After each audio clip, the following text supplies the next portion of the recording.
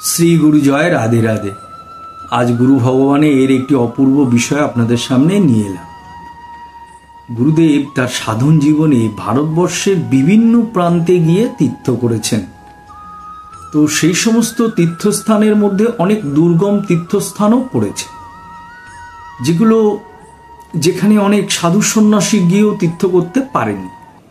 কিন্তু গুরুদেব যেবার মরুতীর্থ হিংলাজে গেলেন, সেই সম্পর্কে আমাদের গুরুভ্রাতা দাস দেবানন্দ দাদাকে তিনি বলেছিলেন যে তিনি যখন জানতে পারলেন মরুতীর্থ হিংলাজ একটি দুর্গম জায়গাতে অবস্থিত, তার চতুর্দিকে শুধু বালি আর বালি এবং আফগান দস্যুদের অত্যাচার, তারা সব কিছু কেড়ে নেয় এবং সেখানে খাওয়ার সমস্যা, জলের সমস্যা, এবং এই মরুতীর্থ হিংলাজ যেতে গেলে তখনকার দিনে প্রায় 2 মাস সময় লাগত। তো গুরুদেব যখন জানতে পারলেন যে এখানে জল খুব সমস্যা, রাস্তাতে জলের খুব সমস্যা, তো তখন তিনি কি করলেন, জল না খাওয়ার একটা অভ্যাস শুরু করলেন। প্রথমে 1 দিন, তারপর 2 দিন, তারপরে 4 দিন, 7 দিন, 10 দিন, এই করে করে গুরুদেব 1 মাস জল না খেয়ে তিনি অভ্যস্ত হলেন। তারপর তিনি মরুতীর্থ হিংলাজের পথে গেলেন আর কি। এবং গুরুদেব ভারতবর্ষের এই যে বিভিন্ন তীর্থস্থানে গেছেন, সেখানে যে সমস্ত সাধু সন্ন্যাসীদের সঙ্গে তিনি মিশেছেন, অনেক সাধু সন্ন্যাসীর কাছ থেকে তিনি অনেক কিছু জ্ঞান অর্জন করে এসছেন।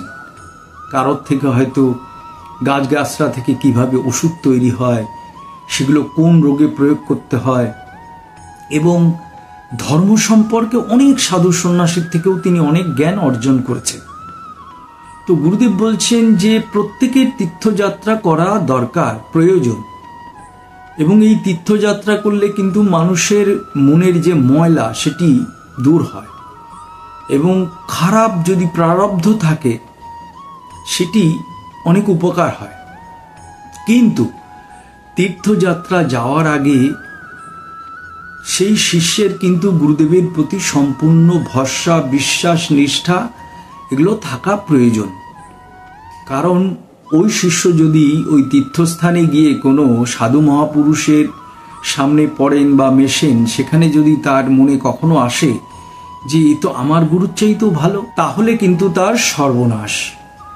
তাই গুরুদেব বলছেন যে তীর্থযাত্রা করার আগে গুরু সম্পর্কে সম্পূর্ণ বিশ্বাস, ভরসা, নিষ্ঠা, ভক্তি, শ্রদ্ধা এগুলো গুরুর প্রতি থাকতে হবে। এবং সবচাইতে ভালো তীর্থ হচ্ছে কুম্ভ মেলা। সেখানে যদি গিয়ে নিজ গুরুর ইষ্টমন্ত্র জপ করা যায় তাহলে অত্যন্ত উপকার। তাই প্রত্যেকের উচিত তীর্থযাত্রা করা, কিন্তু তার আগে গুরুর প্রতি সম্পূর্ণ বিশ্বাস, ভরসা, নিষ্ঠা থাকা প্রয়োজন।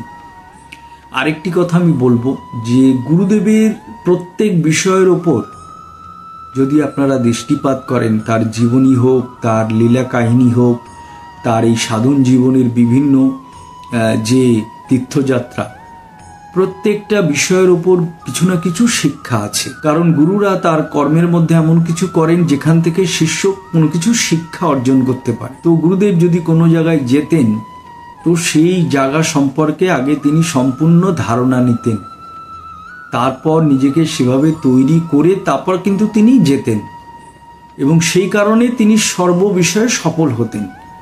তো এখানে আমাদের একটা জিনিস দেখতে হবে যে আমরা যে কর্ম করছি বা কাজ করছি, সেই সমস্ত কাজ বা কোথাও কোনো কিছু করার আগে সেই সম্পর্কে আগে সম্পূর্ণ জেনে নিতে হবে, বুঝে নিতে হবে, তারপর সেই বিষয়ে নিজেকে তৈরি করে তবে সেই কাজটা করলে আমরা কিন্তু সফল হব। যেরকম ধরুন এই গুরুদেবের যে তীর্থযাত্রা, সেই কাহিনীটি যদি আপনি পড়ে একটু চিন্তন করেন তাহলে বুঝতে পারবেন যে গুরুদেব কিন্তু সমস্ত জিনিসটাই একটা পরিকল্পনা করে তার জন্য নিজেকে তৈরি করে তারপরে তিনি সেখানে গেছেন, তবেই তিনি সফল হয়েছেন। তা আমাদেরও সেই কাজটা করা দরকার। তো এই কারণেই গুরুর ভাবধারাকে আমাদের জীবনে নিয়ে আসা প্রয়োজন। গুরুদেব কিভাবে তার জীবনকে পরিচালনা করেছেন, গুরুদেব তার বাণীর মধ্যে কি বলছেন, গুরুদেবের যে ভাবধারা, সেই ভাবধারাতে যদি আমরা তৈরি হতে পারি তাহলে কিন্তু আমাদের জীবনে আমরাও সর্ববিষয়ে সফল হব। এটা আমাদের দৃঢ় বিশ্বাস রাখা প্রয়োজন, রাখতে হবে। তো এরকম গুরুদেবের বহু বিষয় আপনাদের সামনে পরবর্তীতে নিয়ে আসবো। যদি ভালো লাগে তাহলে গুরু ভাই বোনের মধ্যে শেয়ার করবেন এবং আমার সঙ্গে থাকবেন এবং কমেন্টসে জানাবেন আপনাদের কেমন লাগছে গুরু কথা। তাহলে পরবর্তীতে আরও আমি প্রেরণা পাবো আপনাদের থেকে। সকলে ভালো থাকবেন, সুস্থ থাকবেন এবং সকলের মধ্যে সুন্দর সম্পর্ক রাখবেন। শ্রী গুরু জয়, শ্রী গুরু জয়, শ্রী গুরু জয়।